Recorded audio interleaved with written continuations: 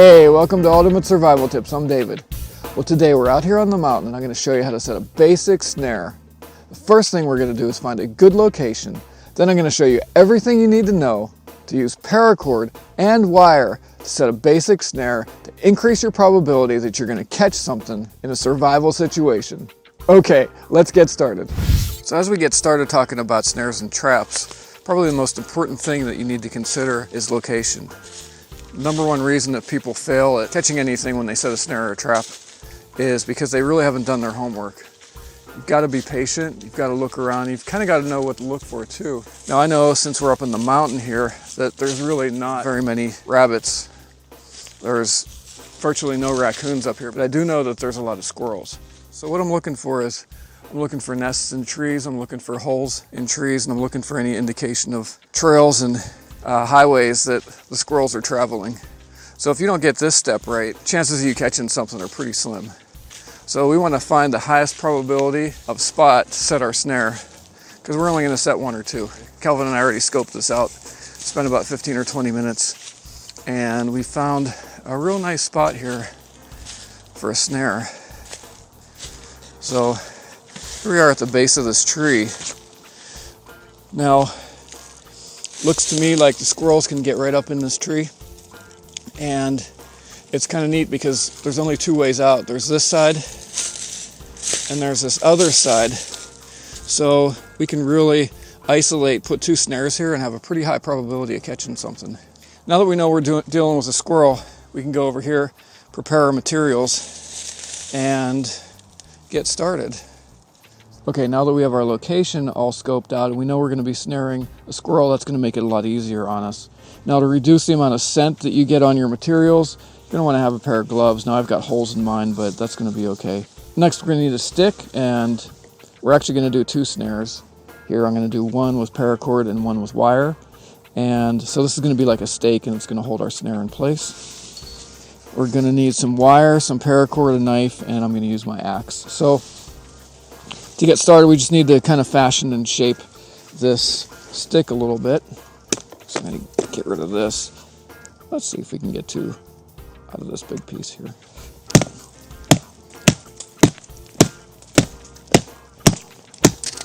Whoops. That's one.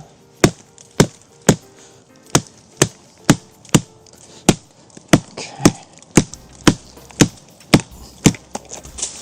There's two. So these guys are just going to get driven into the ground, and I think we've got enough of a stake. And then we need to put a point on one end. What's going to be our best end? We'll go with a smaller end in the ground. So.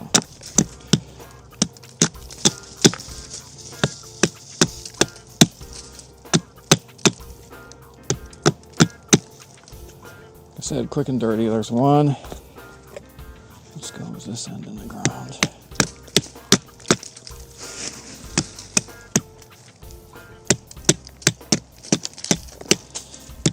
Nothing fancy. All right, now we're gonna need some wire. And for squirrels, we probably want to use a 24 gauge or a 26 gauge wire. And I've got this nifty green stuff. And I just picked this stuff up at Walmart. Pick it up in the craft section. It's basically floral wire, and it's this nice green color. So it's going to make it very low visibility. I've got this 24 gauge wire here. I'm going to go ahead and use the gold, just because we're going to be able to see it a little bit better. What I'm going to do here, I'm just going to put a little notch around this top area to kind of catch the wire. Let the wire kind of embed itself in there. Keep it from slipping up or slipping down. Okay. And we're basically just going to take our wire, get it around here nice and tight. Do multiple twists. So we're just twisting that on. Nothing special, nothing fancy. Okay, next we need to make our noose. I just poked myself. And from our stake, we're going to be about one hand from our stake. Give some room for this noose to work. We don't want to be too close.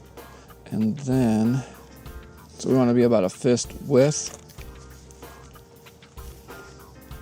for a squirrel, something like that. And we just kind of make a wire oriented slip knot like that. Oops. Okay, so see that? Slides nice and easy. So really, essentially, we're done with one of these. And we're going to do the same thing with paracord for the other one. Okay, so let's put our wire away here and get out some paracord. Just set that right there. And here we've got just standard 557 strand paracord. I'm just going to use a strand. That's going to be strong enough. So again, we want to go 1, 2, 3. About 3 hand lengths. Okay. Just be careful. And we're just going to extract the guts out of here. Grab ourselves a strand. All right. We'll do the same thing on this guy that we did on the other one.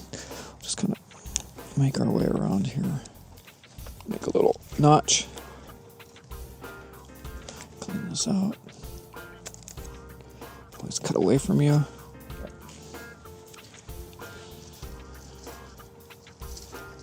Okay, there we go, a little notch in there. I'm just going to do a kind of an overhand simple knot on the end here. Now all we need to do, now that we have an overhand knot in there, that's not going to come out.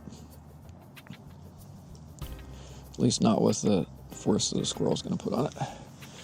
Now there's our snare end. Now we just need to tie this other end off onto our stake. There we go. Okay, I don't think that's going up or down. We've got our snare end. We've got that. We've got our wire. Now let's go over and go to the tree and set these puppies up. Okay, so we're over by the tree now, and just some evidence that we've had some squirrels here.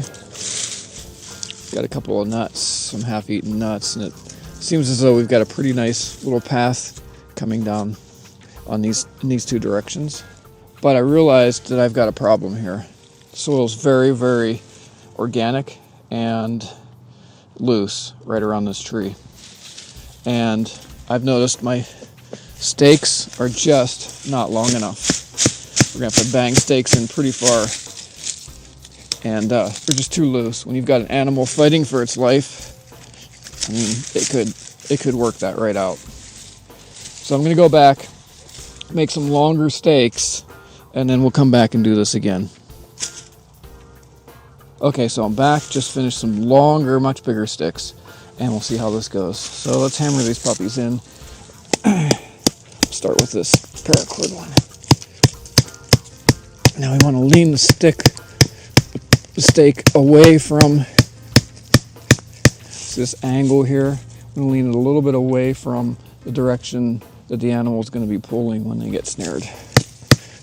Now that's going in pretty solid. I don't think anything's going to pull that out now.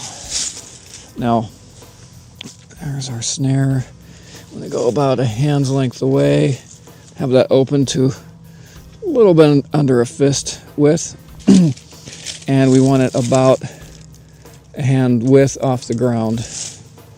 And since this is paracord, we're going to have to support this.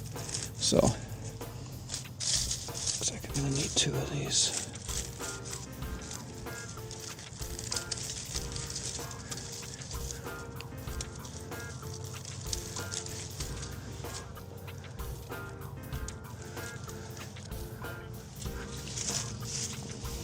Okay, so there's one. Now let's go over to the other side. Okay, now we're on the other side of the tree, and you're going to see how easy it is to work with the wire opposed to the paracord. So let's just go ahead and hammer this stake in nice and tight.